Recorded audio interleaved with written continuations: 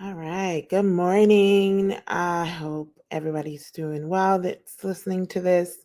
I just wanted to come on live very quickly before my day gets too busy and moves away from me to just talk again about this reproductive justice rally that we're hosting here in Washington, D.C. next week, Thursday, August 18th at noon, starting at noon at the Wilson Building. So, for if you're in DC, that's 1350 Pennsylvania Avenue.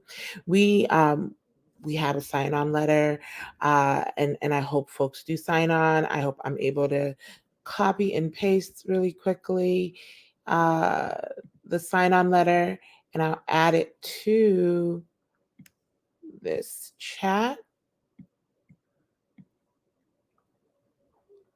which I think may be a fruitful exercise for me to just also read the sign on letter. So please sign on. Um, Here.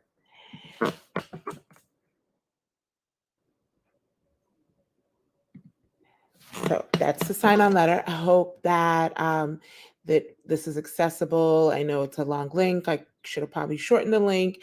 This is really impromptu, and I'm gonna try and do more lives, just to share some thoughts. Because typically I'm very insulated and in my head all the time, so it may be useful to get some of them out here. But what we're planning to do for next week is really important, because these are unprecedented times. These are horrible times when it comes to thinking about the mindsets that really think it's their right to disrupt other people's rights to choose what they have to do truly with their bodies. So I don't want to get too far off script and just start talking. I do want to just read the letter, read the demands. Hope that you guys can join in. Hope that anyone that wants to join in joins in. Everybody is welcome. Everybody's welcome to stand in solidarity with our efforts here as part of the DC Child Justice Coalition, and in solidarity with other actions that will be happening around the country via Wayfinder Foundation, sponsoring and encouraging our participation in this process. So I'm just going to get into these demands, and I hope it excites you. I hope it resonates with you. Um, I hope you know it's how I roll in terms of disability justice always being an important lens and central lens in how I see just about everything. But I think that it's really critical, and the time and the moment is now to not just strengthen our abortion rights, but all of our reproductive rights. So I said I wasn't going to get into just talking. So I'm just going to stop, and I'm going to share these demands. But I want to read the letter before I speed through the demands, because I think that it speaks well to what we are about. So we are addressing this to the distinguished leaders of Washington D.C. That is our mayor, that is our city council members, that includes any elected official, our ANCs, our State Board of Education representatives. Everybody is encouraged to endorse organizations, the unelected civil society, regular everyday people. We are all a part of this. We are all equal in this fight. Well, we're not all equal in this fight. There are some of us that do have more power than others to make better decisions, to set better policies, and to use your bully pulpit. And we hope that at the rally, some of our elected officials will use the bully pulpit and come out and stand in solidarity, especially when I get through this letter that I keep saying that is the reason I'm doing this, and I keep going off script. So the letter goes, "Dear distinguished leaders of Washington, D.C., the D.C. Child Justice Coalition joins with other Black and Brown women's rights organizations and activists around the country in the Ain't I a Woman 2022 Rally for Liberation on Thursday, August 18th, from noon to 3 p.m. to shed light on D.C.'s reproductive justice movement and the impact of the repeal of Roe versus Wade on D.C. families. We believe that our reproductive rights far extend beyond the choice to abort or not abort, and include strengthening the District of Columbia's public health system to address the inequities of access to social services and healthcare needs of Black and Brown women and birthing people, especially single parents whose basic needs, family needs, should be in the public trust, yet to the detriment of their children, are ignored and underfunded, often regarded as having made, quote, and unquote, bad choices. The DC Child Justice Coalition supports national efforts to strengthen access to all choices made by Washingtonian women and birthing people through a constitutional amendment that protects these rights. We are in this long fight for abortion rights and know that this will take a while. Yet, what cannot wait and what is in the hands of district leaders is to step up to the plate and protect vulnerable Black and Brown families who are in unprecedented social and economic crises that, by the way, precede Roe v. Wade repeal, right? We need Mayor Bowser and all the honorable members of DC Council to take concerted action by standing with us, the DC Child Justice Coalition, and ally organizations that sign on. I just want to shout out to Advocates for Justice in Education and Black Swan Academy that have signed on to the letter. We look forward to other organizations also signing on. But we hope that that Mayor Bowser and all the honorable members of DC Council take concerted action by standing with us on August 18th to acknowledge the vulnerability that Black and Brown women and birthing people face in these unprecedented times. Beyond that, we need our elected officials to commit and partner with us to ensure the following issues are addressed through legislative and executive powers granted to them as our elected officials.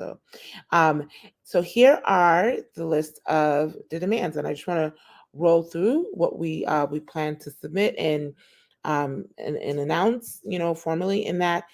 Yes, outside DC organizations can absolutely sign on in solidarity, and we hope you pick it up. There are actions taking place in. I got this. I want to just show that question, so I'm not just answering to the wind. There's actions taking place in Chicago, in Minneapolis, and in Los Angeles happening on the same day. So if anyone is in any of those other locations, I will be tweeting all throughout this week coming up, leading to the action, and we'll also post details. So please continue to follow me, and I will post details just because I want to get through these demands, get off, and get going on the busy day that I keep talking about. So, demand number one. We want to push back harder against the congressional chokehold on the district's budget to use local funds to lift the Medicaid block that prohibits enrollees to pay for abortion services through managed care or fee-for-service and puts DC at risk of having an abortion ban imposed on us. Now, I do know, and I have been, properly schooled, if I wasn't better aware before, by allies that have said that there is a DC abortion fund. And while, yes, we are very grateful that our elected officials have endorsed and support, this separate fund, the issue, just putting my political science hat on here, is that if there isn't legislation that also backs this up, especially because Medicaid is such a very, very, and this is I forget how many years, it's a lot of years, 50 years, I think, anniversary of the passage of the Medicare Medicaid Act. It's a very important, significant, critical federal law that has a lot of leeway for states to make adjustments and amendments for implementation because of states' rights. It's important that the District of Columbia also have that level of autonomy to also legislate what we choose to cover or not cover with our budget. That says not just on principle, but it's in the protection of the continuity of if at any point any other elected officials come in and may not want to support the DC abortion fund, or it becomes, litigious or contentious in any ways, having this pushback and keep pushing for our statehood rights in general and our ability to be out of the chokehold of Congress. And if we so choose to use our Medicaid money to pay for abortions, that should be our right as Washington, D.C. So that's demand number one. Demand number two is to decrease food and housing insecurity for DC families, particularly those in wards 5, 7, and 8, so they can appropriately meet all growth milestones and reduce the adverse life experiences in the lives of children and youth. So this is, I mean, I think it speaks for itself. We know that, again, right now, so many children are starving. So many children are unhoused. So many families that are caring for those children are unhoused and are food insecure. And we cannot be talking about reproductive justice in a vacuum. We know that it works both ways, as we just said, in the letter that I just read out. But it's important to recognize that there's a direct correlation between why people who choose not to birth make that choice. It is impossible and unfair, truly. Admittedly, I have had an abortion. For anyone who wants to know, I think it's important for those of us who mother, who parent, who have children, also speak out, because it turns out we are the majority. People who have birthed tend to make the decision to not birth consciously, because of what we know of the reality and the precarious situation that our children are in, and how much love that we have. And just, I don't want to get too far off in the history of infanticide and the acts that Black women have had to take since we've been in this colonial project, from slavery and beyond. Demand number three, I'm just going to power through now, is to protect access to baby formula and other feeding formulas for infants and toddlers, as well as older children and youth that use feeding tubes and are impacted by this shortage. So it's really, really important. Like, this issue, I mean, when I first heard about it, it was right, at the point I was going through major loss in my family. My brother died, but this issue kind of jolted me out of my grief, in a certain way, to say that we leave, but those that come, that are just coming on the planet, can't even find food or be prioritized to be fed. Formula should be free. But beyond that, from a disability justice angle, we should have much more access to liquid formulas, because it's not, again, just infants and toddlers that benefit from that. It is older children, adults, people who use G tubes and other feeding methods, who may be hospitalized, who may be just living their lives, and this is how they feed. And having an attention to this issue, and the politics that informs why they would ever be such an audacious thing to have a baby formula shortage and still not have a way to fix it. This is an important demand. Number four, we say we want to increase access to free diaper services for families with infants and toddlers, including pull-ups for older children and youth and adults too, and those who need it. Because, again, from a disability justice lens, there are many people who are using diapers, and using the same technology. Often it's the same manufacturers and companies that produce, the pull-ups and the adult diapers, and the baby diapers. And we know, as part of the DC Child Justice Coalition, I just want to reel the wheel back and just say a little bit about the organizations in the Child Justice Coalition. We have Serve Your City, who is Ward 6 mutual aid, but truly supports all 8 wards of Washington, D.C., and has been such a wonderful, I'm just honored to be in partnership with Serve Your City through the baby showers that we've had last year, and we hope to continue to have. We know that providing diapers has been well received, because diapers are expensive. unnecessarily expensive, and that doesn't stop through the to the lifespan. And even when the people who typically who need support in accessing diaper services are not able to get them, we know that this is something that is a high demand and should have already been met.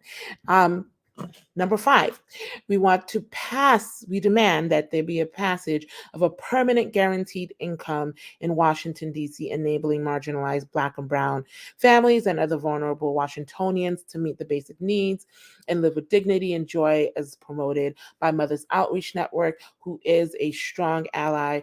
We love Mothers Outreach Network. I have learned so much about how our economic freedoms are directly connected to the traumas we experience in navigating the systems of care, especially for those of us who are Black and parenting, Black and disabled in parenting, and the family separation that often happens, and usually because we're being punished for being poor and being different. This demand is important. We know that Mothers Outreach Network has, lots of, we stand with them in all the efforts to push this agenda forward, and any other agenda that will actually bring reproductive justice to life here in Washington, D.C. Number six, we demand a ban on the forced sterilization of disabled and birthing people in Washington, D.C. And this is a thing in 2022. It's a thing that people continue to be sterilized. We know that, some people may be aware that Fannie Lou Hamer, brilliant legacy advocate, activist, revolutionary, disabled Black woman, has had was a victim of being forced to sterilization. This continues on, and the impact disproportionately impacts people with intellectual and developmental disabilities, and people that have severe mental illness, who may have cognitive impairments that compromise the ability to make autonomous medical decisions on if to sterilize. And there's a great article in the Washington Informer, Support Black Press, read it. This is why we support this, and this is part of our demands. There needs to be legislative action and a budget to follow that. Number seven, we demand an increase in public funds for supported decision making, resources for self-determination of the of so this is a really long one, and I really want to break this down. I want to say this the whole thing, and I want to get into it. We demand the increase of public funds for supported decision-making resources for self-determined reproductive health and parenting decisions to reduce guardianship and forced separation of parent and child for women and birthing people with intellectual and developmental disabilities and those with mental illness disabilities. So we just talked in demand number six that for these same populations, we want forced sterilization, choices, empowered medical decisions to happen. Supported decision making is an avenue that can help on both ends in terms of forced sterilization, but also when vulnerable people, as just mentioned, choose to have children, that or want to have children, have the right to produce, should that be a choice they want to make. And in order to protect the whole family, supported decision making is a process that we want to just shout out Quality Trust and all the disability justice advocates here in Washington, D.C. that have pushed for supported decision making, that have pushed for it to be legislated. It is law in the District of Columbia, it is law in some other places, and it is also customary in other places. So we really think this is an important step. I'm just going to try and move on. So number 8, we demand the increase for funds for sex education in DC special education and transition age rehabilitative service programs in elementary schools, in middle, high, and also in adult learning environments. We know that sex education is important for all children, but because so many of our children with disabilities live in the shadows and in the ghettos of public school systems, or even those that may go to better environments environments, but are in more restrictive settings. Like my children go to a private school, which we do love, we're grateful, we appreciate, but it is outside of their ability to interact daily with their peers, who may be non-disabled, or that are in the public schools. So sex education is an important curriculum that needs to be available for all children at all ages, we believe. But there also needs to be learning tools and consideration for children with disabilities, especially those in special education programs. So this is a key one. This heads up for our city council, who does not have a committee of education, who has not prioritized our needs education, who continues to ignore our education needs. Maybe this is an issue we can really get behind, from the top, from the mayor to council to our state board of education. All right. So number 9, we demand a decrease in the maternal and infant mortality rates of Black families by creating more accountability for reported and identified racialized biases in DC's healthcare system. So we know that there is a lot of violations happening. When I know people talk about infant and mortality, maternal health, and infant and mortality rates, but these are not just happening because of the boogeyman of white supremacy and racism.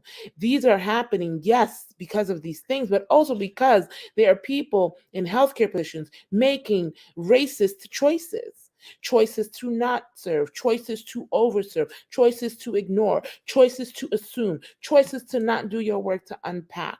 And these choices typically go without social knowledge or unpacking. And this is a critical part of disability justice, a critical part of reproductive justice, a critical part of racial justice. So these are our demands. I'm going to carry on, as I said, take my issues right now to the streets to support the people within my care and my family and the communities that I support.